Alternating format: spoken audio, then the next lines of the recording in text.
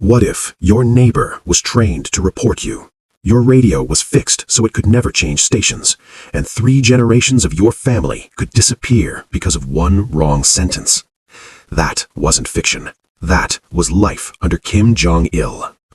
Before we go deeper, if stories about power, psychology, and hidden systems fascinate you, subscribe now, because the most dangerous control isn't physical, it's mental, and this story will change how you see authority forever. When Kim Jong-il officially took power in 1994 after the death of his father, Kim Il-sung, North Korea was already isolated. But under Kim Jong-il, isolation became weaponized. He didn't just rule a country, he engineered a closed reality. A nation wired for surveillance. North Korea developed one of the most suffocating internal surveillance systems in modern history. Radios and televisions were preset to government channels. Tampering with them was a crime. Neighborhood units called Inminban monitored families and reported suspicious behavior. Citizens attended mandatory self-criticism sessions where they confessed minor ideological mistakes. Informants were everywhere. Even children were encouraged to report parents. Fear wasn't accidental. It was designed. The secret police and prison camp system ensured that punishment extended beyond the individual.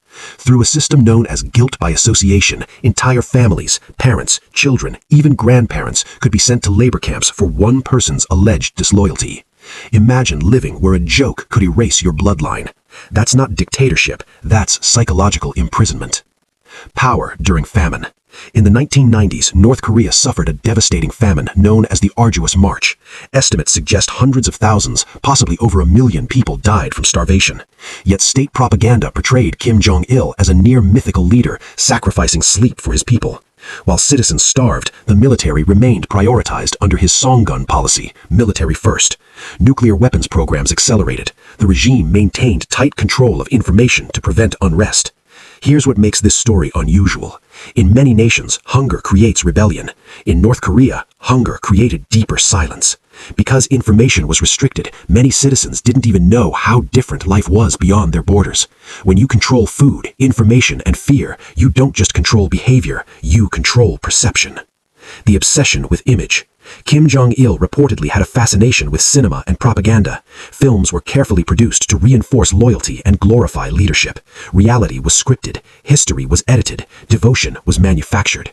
The result, a country where public grief during national events looked theatrical, yet for many, the fear behind it was real. In a system where survival depends on visible loyalty, emotion itself becomes performance. The psychology of absolute control.